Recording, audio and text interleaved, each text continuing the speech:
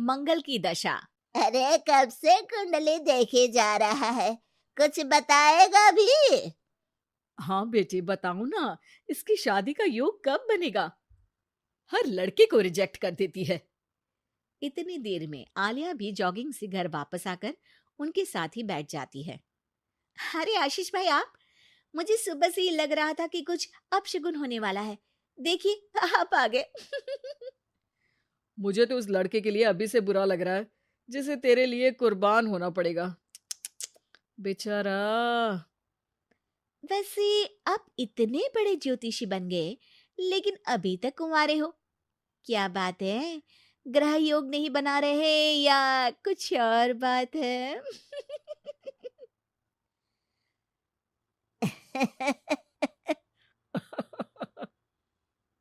आलिया की इस बात पर वो और उसकी दादी हंसने लगते हैं, जिन्हें इग्नोर करते हुए माँ एक बार फिर उसकी शादी की बात पर आ जाती है। बेटा, इसकी बात का बुरा मत मान। तू ये बता कि दिक्कत क्या है? अरे मौसी, सबसे बड़ी दिक्कत तो इसके जिद्दीपन की है। बाकी मंगल भारी है। जिद और स्वाभिमान में फर्क होता है। मेरी पोती नेक दिल, सेल्फ इंडिपेंडेंट लड़की है।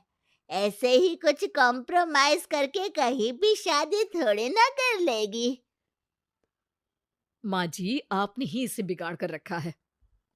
माँ, दादी और भाई की नॉन स्टॉप शादी वाली बातें सुनकर आलिया गुस्से में उठ खड़ी होती है। माँ, आपको पता है मैं इन सब चीजों पर बिलीव नहीं करती, फिर भी आप लोगों ने मिलकर घर को सर्कस बना दिया है। घर वालों को ये सब सुनाकर आलिया तैयार होती है ऑफिस के लिए निकल जाने को, जहाँ रास्ते में उसे एक छोटी बच्ची फूल बेचते हुए मिलती है। दीदी, फूल खरीद लो ना, आज मेरी मम्मी का बर्थडे है। अच्छा, कितने के हैं? सिर्फ आपके लिए एक फूल, 20 रुपीज। आलिया उस बच्ची से सारे फूल खरीदकर ऑफिस पहुंचकर उन्हें सब में बांट देती है। क्या बात है? ये फूल किस खुशी में बांटे जा रहे हैं? फूल मिलने से सबके चेहरे पर जो खुशी आई है ना, उसी की समझ लो। चलो काम करते हैं। ऐसे ही आलिया अपने आसपास के लोगों में खुशियां बांटते हुए डेली लाइफ बहुत खुशी से जी रही होती है। दिन बीतते रहते हैं। एक शाम आलिया और उसकी दोस्त आइसक्रीम खरीदने जाती हैं। भैया, 2 चॉकलेट आइसक्रीम देना। तुम्हारा चॉकलेट आइसक्रीम से प्यार मुझे आज तक समझ नहीं आया। आइसक्रीम लेकर आलिया की दोस्त तो वहां से चली जाती है, लेकिन जैसे ही आलिया जाने लगती है, तभी एक जरूरतमंद बच्चा उसके पास आता है। दीदी, आइसक्रीम खिला दो। आलिया बिना कुछ सोचे अपनी आइसक्रीम उसे दे देती है। ये सब देख वहीं खड़ा देव आलिया के पास आता है। आप उसे पैसे भी तो दे सकती थी। हाँ, दे सकती थी, पर पैसे तो आगे उससे कोई दूसरा भी छीन सकता था।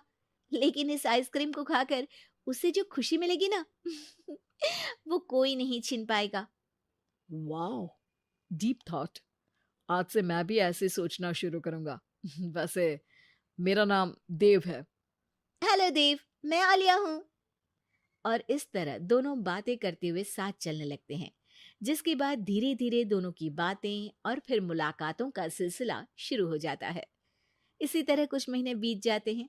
अब दोनों एक दूसरे को पसंद करने लगते हैं। मेरी मम्मी को उनके सोशल वर्क के लिए सम्मानित किया गया है, तो आज फैमिली डिनर में तुम भी आ सकती हो। अगर तुम्हारी मम्मी की गिफ्ट के लिए तुम मेरे साथ शॉपिंग चलोगी तो जरूर आऊंगी। दोनों शॉपिंग पर जाते हैं और रात को आलिया देव की मम्मी के लिए सुंदर लाल साड़ी लेकर डिनर पर पहुंचती है, जहां गिफ्ट देने और थोड़ी बात करने के बाद सब डिनर करने बैठते हैं। आंटी, आपको साड़ी कैसी लगी? अ, ठीक है। मतलब मैं एक सोशल वर्कर हूँ, तो ज़्यादातर सोबर कपड़े ही पहनती हूँ। डोंट वरी, मम्मी किसी स्पेशल मौके पर ये साड़ी ज़रूर पहनेंगी। इसी तरह बातें आगे बढ़ती हैं और डिनर खत्म होने पर आलिया घर वापस आती है, जिसके बाद से ही वो देव के साथ बात करना बंद कर देती है। ऐसे ही कुछ दिन बीत जाते हैं, जिसमें देव बहुत बार उसे कॉल और मैसेजेस करता है, लेकिन आलिया किसी का जवाब नहीं देती। क्या हुआ? सब कुछ तो अच्छा चल रहा था, फिर तुमने देव से बात करनी क्यों बंद कर दी? उसकी मम्मी को घर में बहू नहीं, नौकरानी का रिप्लेसमेंट चाहिए, जो मैं नहीं बन सकती। अरे इतनी जिद भी अच्छी नहीं। लड़कियों को थोड़ा कॉम्प्रोमाइज तो करना ही पड़ता है। तुम्हारे लिए देव से ज्यादा सूटेबल लड़का तुम्हें नहीं मिल सकता। माँ उसे ये सब बोल ही रही होती है कि उसके फोन पर मैसेज आता है, जिसे पढ़कर वो तुरंत घर से निकलकर हॉस्पिटल पहुंचती है, जहां देव अकेला परेशान खड़ा होता है।